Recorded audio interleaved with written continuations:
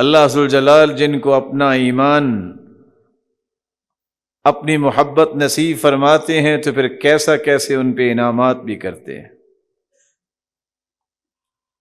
رسول اکرم صلی اللہ علیہ وآلہ وسلم نے یہی تو فرمایا تھا کہ جب انسان کی زندگی اللہ کو پسند آ جاتی ہے تو ہر لمحے اللہ کی رحمت کی برکھا اس پہ برستی نظر آتی ہے۔ ایک شخص ہے شیخ محمد الصاوی، بہت معروف عالم ہے،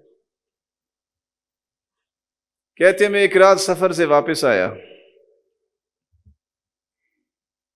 ٹائم تھوڑا تھا، میں نے کہا سیدھا مسجد میں چلتے ہیں، گھر گیا تو سو جاؤں گا، نماز رہ جائے گی۔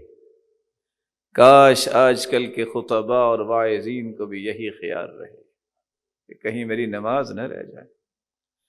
سلف صالحین کی زندگیوں میں برکت کا یہ راز ہے، وہ رات لیٹ آتے تو کہتے تہجد پڑھ کے ہی لیٹیں گے، ایسے نہیں۔ امام احمد بن حنبل سفر سے واپس آئے، شاگرد ساتھ ہیں، سب لیٹ گئے، انہوں نے وضو کیا اور تہجد کے لیے کھڑے ہو گئے۔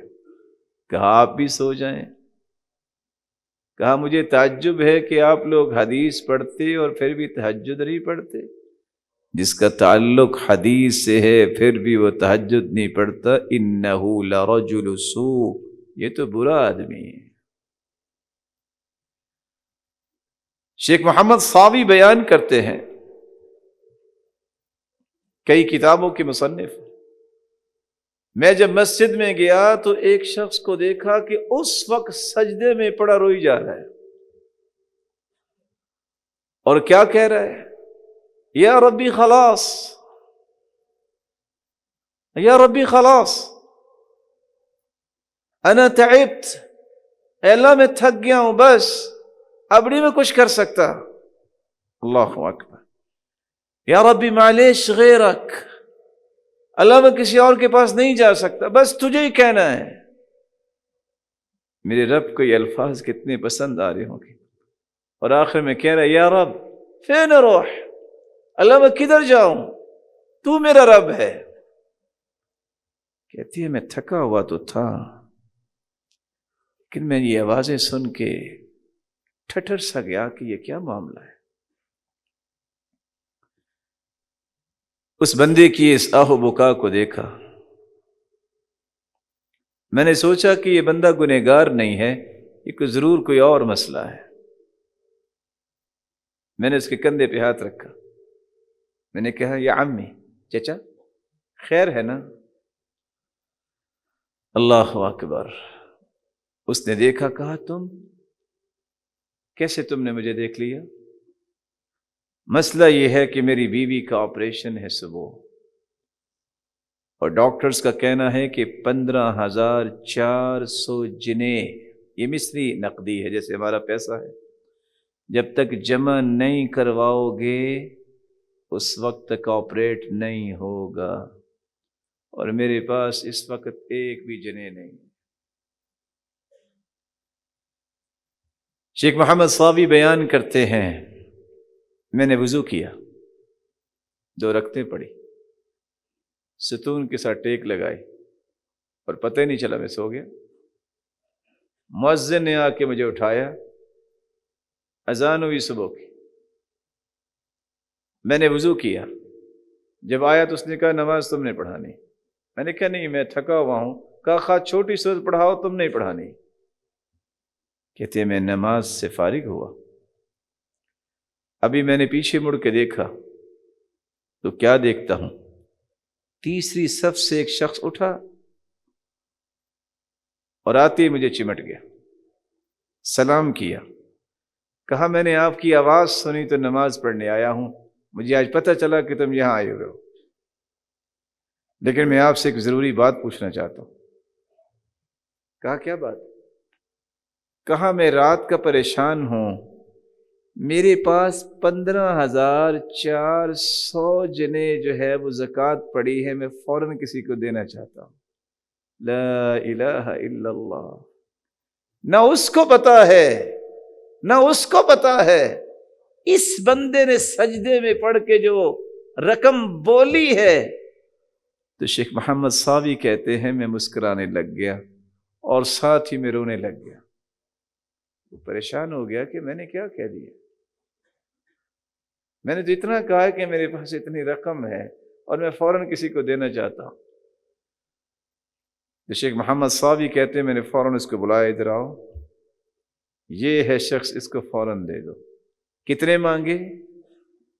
15,400 مانگے۔ اور جس بندے کو اللہ نے بھجوایا اس کے ذہن میں بھی بات کیا ہے؟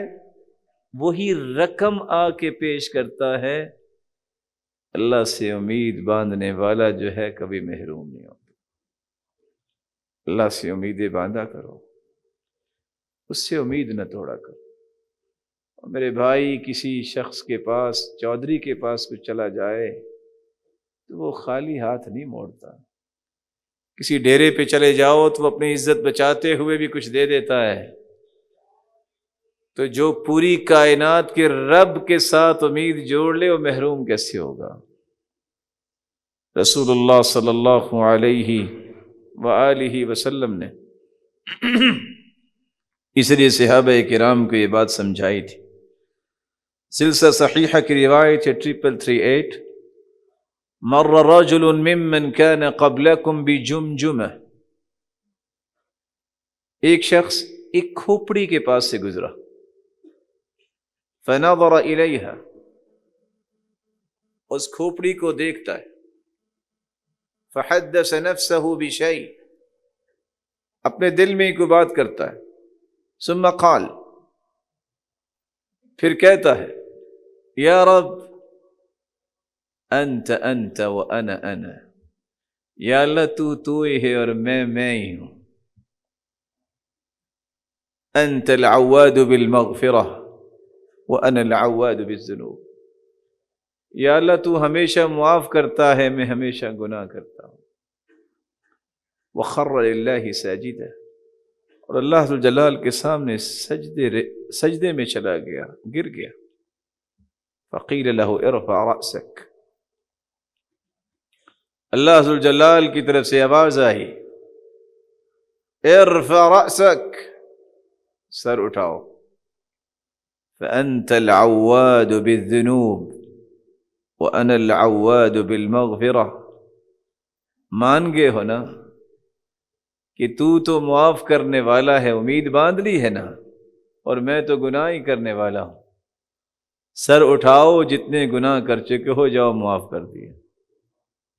اللہ سے امید باندھا کرو، امیدیں وابستہ کیا کرو۔ مت یہ سمجھو کہ دنیا کے سامنے ہم بات کر رہے ہیں، رب کے سامنے بیٹھ کے ایسی بات کرو کہ کوئی آگے پردہ نہیں ہونا چاہیے۔ اور میری بات پہ ذرا غور کیجئے گا، آج بھی جن لوگوں کی دعائیں رد نہیں ہوتی ان کا راز بھی صرف 3 چیزیں ہیں۔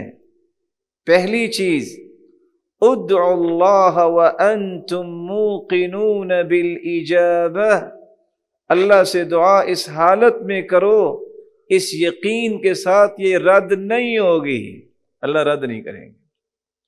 دوسری بات، ان کی امید اس قدر مضبوط ہوتی ہے کہ وہ کہتے ہیں دعا کر دی ہے نا، یہ دیکھو بس پوری ہوئی، امید نہیں توڑتے، امید بہت پختہ ہے۔ اور تیسرا، دعا کی قبولیت کے لیے وہ حلال لقمہ کھاتے ہیں، حرام کے قریب نہیں جاتے۔ لا حول ولا قوت الا باللہ، کثرت سے پڑھنے والا یہ اللہ ذوالجلال کی نافرمانیوں سے اللہ اسے بچا لیتے ہیں۔ یہ تو عرش کے نیچے جو خزانے اللہ نے رکھے ہیں اس میں سے خزانے کا مالک بندہ بن جاتا ہے۔